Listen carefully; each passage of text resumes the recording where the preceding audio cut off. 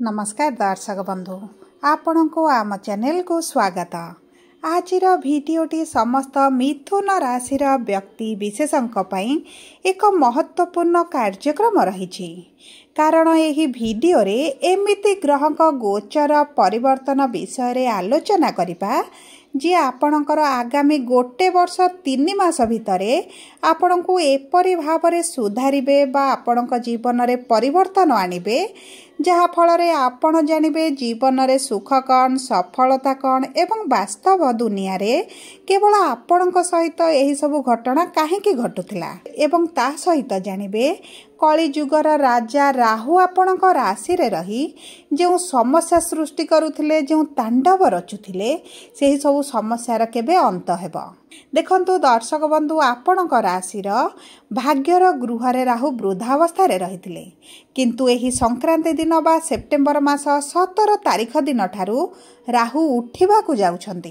जेतेबेले कलिजुगर राजा सोई रहिबे एवं तांको प्रभाव न थिबो सेतेबेले तांको ठारू शुभ फल आशा करिबा हेउची बोकामी किंतु एबे आपणक जीवन रे प्रकृत खेल आरंभ हेबा को जाउछि। आपण माने खाता रे नोट करी लेखि रखंतु जे एही सेप्टेम्बर मास 17 तारिख पर ठारू 12 जून 2026 मध्य रे आपणक जीवन रे प्रकृत सत्य खुशी सुख समृद्धि एवं सफलता कौन आपण निश्चित भाव रे जानि परिबे। देखंतु गत 2 वर्ष हेबो आपणक जीवन समस्या मध्य दे निश्चित भाव रे गति करुथला। आपणक जीवन रे बहुत परिवर्तन मध्य होइतला। जे लोकों को आपण विश्वास करुथिले तांको ठारू आपण को धोखा मिलुथिला विश्वासघातकता हेउथिला। बहुत लोक आपणक जीवन को आसीथिले एवं बहुत निजर लोक मध्य आपणक ठारू दूर को चली जाइथिले। देखंतु आपणकर चाकरी रे परिवर्तन हेबा सहित बदनामी होइथिला आपणकर ऊपर मिथ्या आरोप लागिथिला एवं बहुत किछि आपणक सह घटि जाइथिला जहा काहा को आपण कहि पारु नथिले किंबा आपण सही पारु नथिले। देखंतु एही 2025 मे मास 18 तारिख रे राहु मीन राशि रु कुंभ राशि को गोचर करथिले माने आपणकर 10म गृह रु 9म गृह को गोचर करथिले एवं वृद्धा अवस्था रे बक्री स्थिति रे आपणकर भाग्यर गृह रे विराजमान होइथिले जहा फल रे राहुंकर प्रभाव आपणक भाग्य ऊपर को जाउथिला। देखंतु जेतेबेले गोटे ग्रह 24 डिग्री रु 7 डिग्री मध्य को आसी थाए सेतेबेले सेही ग्रहर जुबावस्था होई थाए माने सेतेबेले सेही ग्रह सबुठारु शक्तिशाली एवं प्रभावशाली होई थाए। देखंतु आपणकर जो मानसिक चिंता बढ़ी जाइतिला आपणकर जो चिड़चिड़ा स्वभाव होई जाइतिला आपण जो विरक्ति होई जाउथिले एवं आपणक मन रे जो नकारात्मक भावना आसुथिला सेही सबुर कारण हेउची राहुंकर वृद्धावस्था आपणकर भाग्यर गृह रे किंतु एही 17 तारिख ठारू राहु आपणक राशि भाग्यर गृह रे मित्र राशि रे राजनीति करबा आरंभ करिवे एवं जेतेबेले गोटे ग्रह मित्र राशि रे रुहंती सेतेबेले शुभ फल प्रदान करबा आरंभ करंती। तेबे देखंतु राहुंकर शुभ अशुभ प्रभाव विषय विस्तृत भाव में आलोचना करने पूर्वरु जदि आपणकर मिथुन राशि होइथाए एवं आपण भी ईश्वर को आंतरिक भक्ति एवं विश्वास करती तेबे भिडियोटी को लाइक करंतु कमेंट बॉक्स रे जय जगन्नाथ जय माँ लक्ष्मी अवश्य लिखि दियंतु। ता सहित आपण आम सह जोगाजोग करने को चाहूले भिडियोर मध्य भाग एक व्हाट्सएप नंबर टी दि जाइछि जो नंबर साहाय्य आपण आम सह जोगाजोग करी निजर नूतन कुंडली प्रस्तुत करि परिबे कुंडली विश्लेषण कराई परिबे किंबा आपणकर चाकरी विवाह व्यवसाय प्रेम संपर्क स्वास्थ्य शिक्षा को नहीं किछि समस्या रही ताहाले आपण बहुत सहजरे एवं कम मूल्य रे समाधान करि परिबे। तेबे आपण आम सह भिडियोर शेष पर्यंत जोड़ी होई रुहंतु एवं व्हाट्सएप नंबर माध्यम रे आम सह जोगाजोग करंतु। देखंतु राहु आपणकर भाग्यर गृह रे विराजमान करी भाग्य रे रोकावट आणुथिले बा भाग्य रे आपणकर बहुत गुडे समस्या आणुथिले आपणक भाग्य साथ देउ नथिला ता सहित गोचर अनुसार आपणक कुंडली रे पितृदोष सृष्टि करिथिला एवं देखंतु पितृदोष जेहेतु आपणकर गोचर अनुसार राशि रे होउची आपणकर पितांकर कर्मफल मध्य आपणक ऊपर पड़िबा आरंभ होइजिबो। किंतु देखंतु एही सेप्टेम्बर मास 17 तारिख परठारु आपणक जीवन रे परिवर्तन हेबा आरंभ हेबो एवं एही परिवर्तन बहुत अधिक जबरदस्त हबा पई जाउछि। देखंतु सर्वप्रथमे जानि रखंतु जे राहु मित्र राशि रे अछंती माने आपणकर जे डिप्रेशन रे थिले आपणको जे 5टी लोक 50 प्रकार ज्ञान देउथिले आपणको नीचा देखाउथिले आपणकर खुण बाहर करूथिले आपण सेमानकु साइट रे रखी आगो को बढ़िबा आरंभ करिवे सफलता आडकु गति करिबा आरंभ करिवे। ता सहित देखंतु आपणकर जे माने निंदा अपवाद करूथिले सेमानकर कथा आपणकु आ प्रभाव पड़िबो नाही। ता सहित आपण जो दिग भ्रष्ट हेउथिले जो विभिन्न प्रकार बाबांक पाखक जाउथिले गुणी गारेडी तंत्र मंत्र पछरे आपण धाउथिले सेही सब मध्य करिबा आपण बंद करि देबे।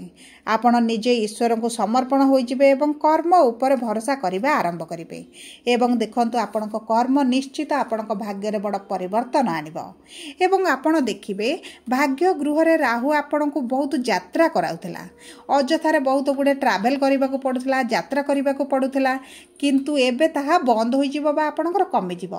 जदि बे आपण यात्रा करिवे आपण सेतरे सफलता पाइबे आपणकर लाभ निश्चित भाव रे होई जिवो।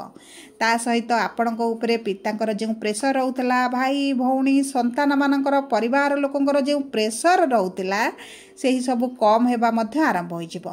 आपणक ऊपरे सेमानकर एतेटा अधिक प्रभाव बा प्रेशर रहिबो नाही। ता सहित देखंतु जे मानकर माता पितांक शरीर असुस्थ रहउतला एवं बहुत अर्थ खर्च करिबा परे मध्य सेमानकर स्वास्थ्य रे परिवर्तन आसु नथिला सेमाने उपशम पाउ नथिले सेही सब समस्या रे एबे समाधान हेबा आरंभ हेबो। तेबे देखंतु आपण मध्य एही सब समस्या रु मुकुलिबा आरंभ करिवे मुक्ति आपणको मिलिबो। भाग्य गृहर राहु आपणको विदेश यात्रा कराइबार मध्य सुयोग प्रदान करिवो। जे माने पूर्वरु विदेश जिबाकू चाहुथिले कर्म पई हेउ शिक्षा पई हेउ सेमानक पई बहुत भलो समय आसुची एवं पूर्वरु जे माने विदेश रे रहुथिले सेठारे से माने द्वंद्व रे थिले कोन करिवे कोन न करिवे सेही बळी द्वंद्व मध्य सेमानकर दूर होई जिवो। सेमाने गोटिए निष्पत्ति रे पहुंचबे एवं समाधान मध्य करिदेबे।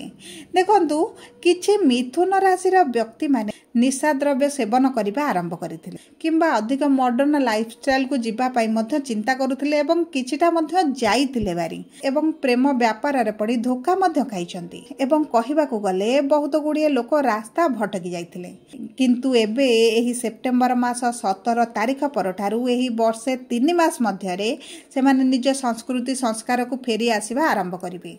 बहुत सरल भाव रे निज जीवन को आग को बढ़ाइबा आरंभ करिवे।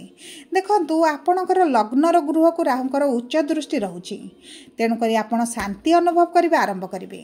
जदि किछि नूतन व्यवसाय बा चाकरी करिबा को चाहुचंती ताहा करिबा मध्य आपण आरंभ करिवे एवं सेथिरे मध्य आपण को सफलता मिलिबो। ता सहित आपण समस्त को निज साथी रे धरी आपण टीम वर्क मध्य भलो करिबा आरंभ करिवे। आपणक बाणी रे मधुरता आसीबो एवं आपणक बाणी रे मध्य दम बढ़ी जिवो। देखंतु जो माने कर्म क्षेत्र रे बहुत बड़ परिवर्तन चाहुतिले एही समय मध्य निश्चित भाव रे बड़ परिवर्तन देखिबे। जो माने मेडिकल लाइन रे थिले से शेयर मार्केट रे ट्रेडिंग करूथिले प्रशासनिक क्षेत्र रे थिले किंबा राजनीति करूथिले प्रॉपर्टी संपर्कित किछि काम करूथिले किंबा आपण खाद्य संपर्कित किछि काम करूथिले व्यवसाय करूथिले इंश्योरेंस रे काम करूथिले ऑनलाइन काम करूथिले सेमानकु चारि आडू सफलता मिलबा आरंभ होई जिवो। धन बढ़िबो मान बढ़िबो प्रतिष्ठा बढ़िबो एवं देखंतु सेमानकर सौभाग्यर दिन फेरिबा को जाउछि।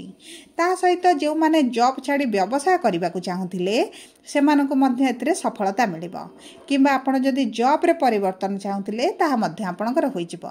आपण जेउठी सैलरी अधिक मिलिबो आपण सेहिठी की मध्य चेंज करिबा पई निष्पत्ति नेबे।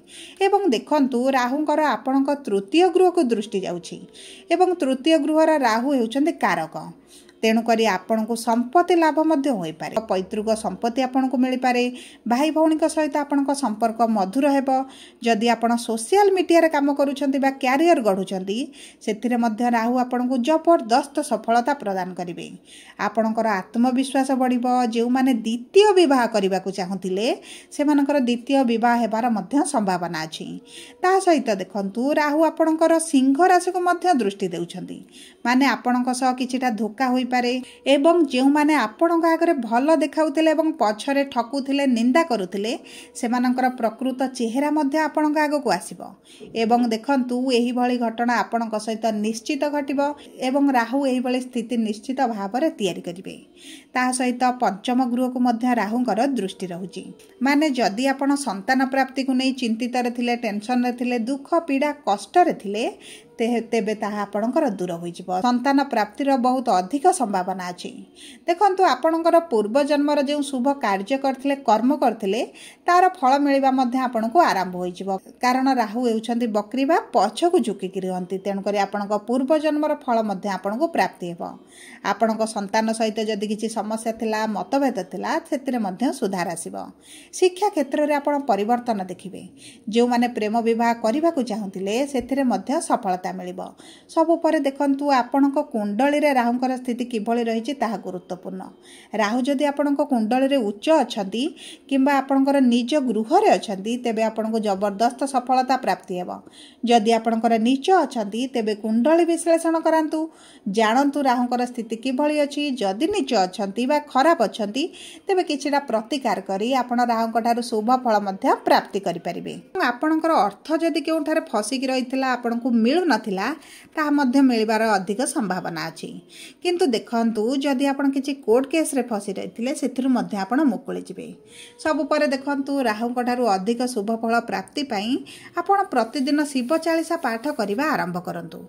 ଓಂ ନମୋ ଭଗବତେ ବାସୁଦେବାୟ ମନ୍ତ୍ର ପ୍ରତିଦିନ ପାଠ କରନ୍ତୁ।